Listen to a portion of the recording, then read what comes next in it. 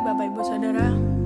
Pagi hari ini mari kita mau sama-sama rasakan hadiratnya dan kita mau masuk lebih dalam lagi. Burung pun kau perhatikan dan tanganmu menjagaku dari ujung dunia sampai relung hatiku, biar rahmat dan kuat-Mu nyata.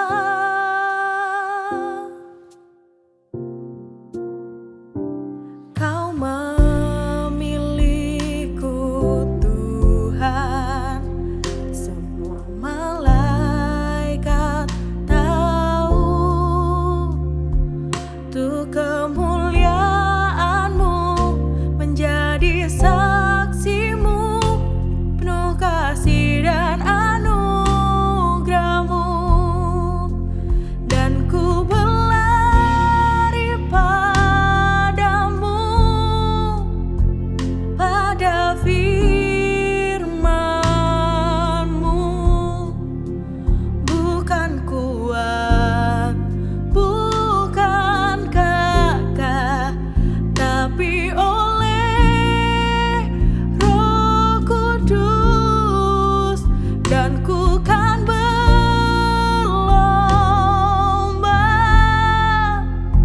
sampai ku pandang wajah-Mu, biar ku hidup dalam kasih-Mu yang mulia.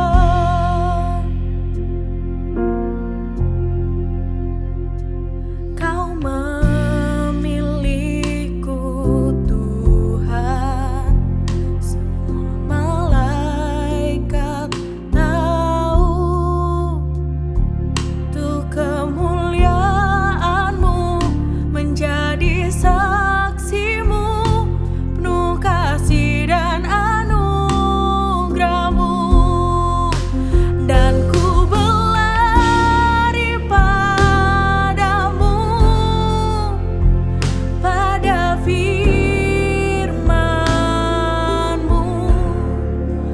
Bukan kuat, bukan gagah, tapi oleh Roh Kudus. Dan ku kan berlomba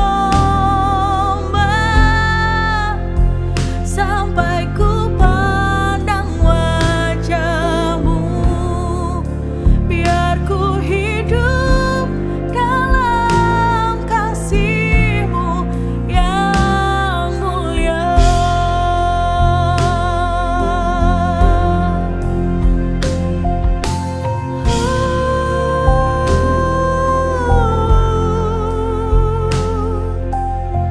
Kami hanya mau berlari padamu Tuhan, hanya Engkau sumber kekuatan. Dan ku berlari padamu, pada firman-Mu.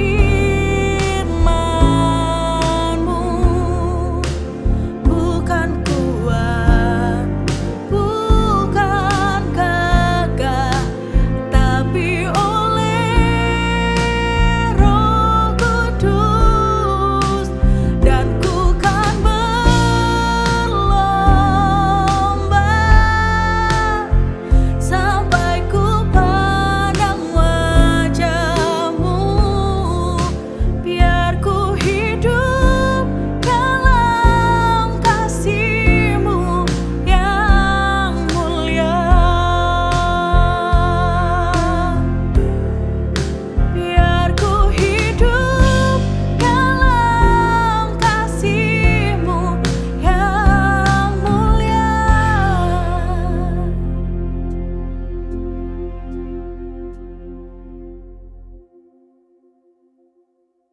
Shalom Bapak Ibu Saudara yang kekasih di dalam Tuhan Yesus Kristus. Selamat pagi.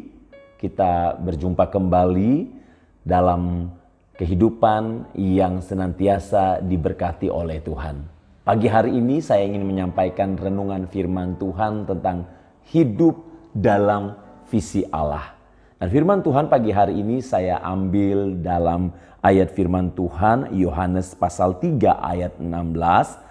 Ayat yang sudah sering kali didengungkan, terlebih lagi saat Paskah. Pasti saudara sering mendengarkannya. Saya akan membacakannya buat saudara dalam Yohanes pasal 3 ayat 16. Karena begitu besar kasih Allah akan dunia ini, sehingga ia telah mengaruniakan anaknya yang tunggal, supaya setiap orang yang percaya kepadanya tidak binasa, melainkan beroleh hidup yang kekal. Nah, Bapak Ibu Saudara yang kasih dalam Tuhan Yesus Kristus, visi Allah menyelamatkan saya dan saudara. Visi Allah agar kita hidup di dalam kekekalan bersama-sama dengan Dia.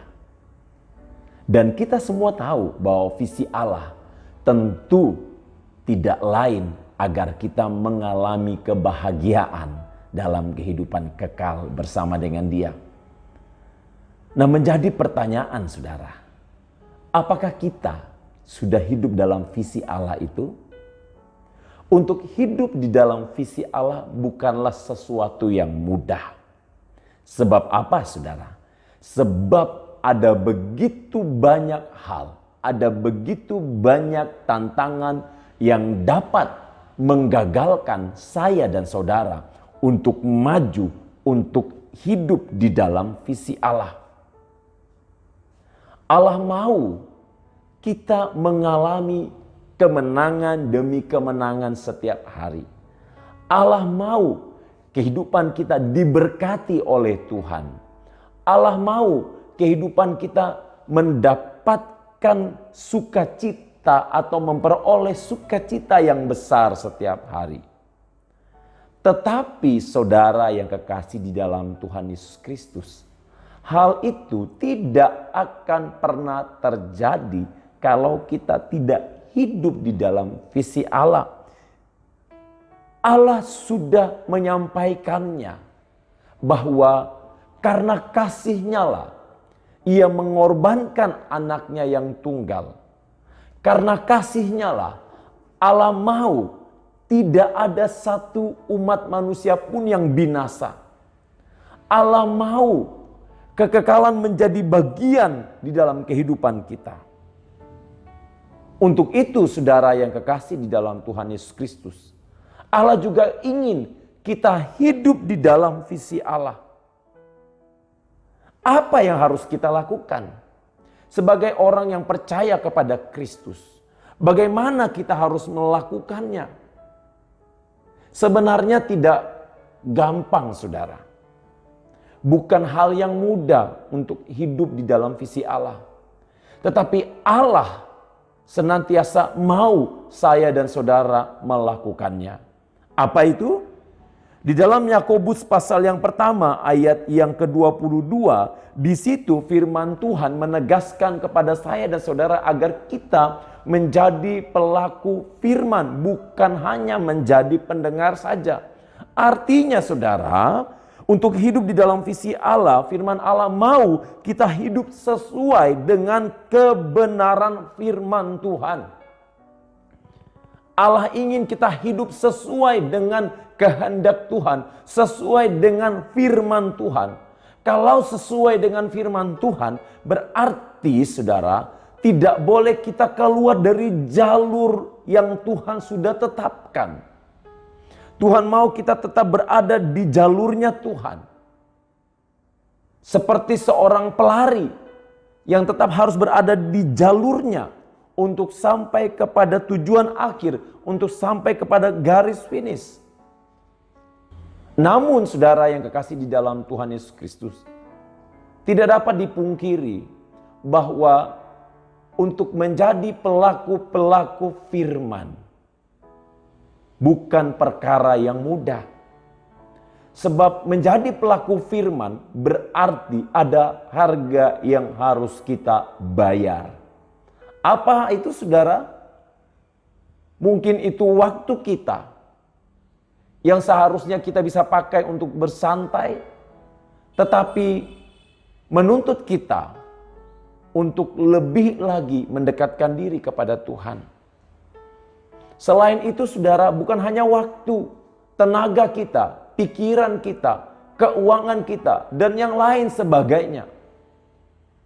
Dan tentunya yang lebih lagi menjadi perhatian bagi banyak orang, yaitu karakter kita.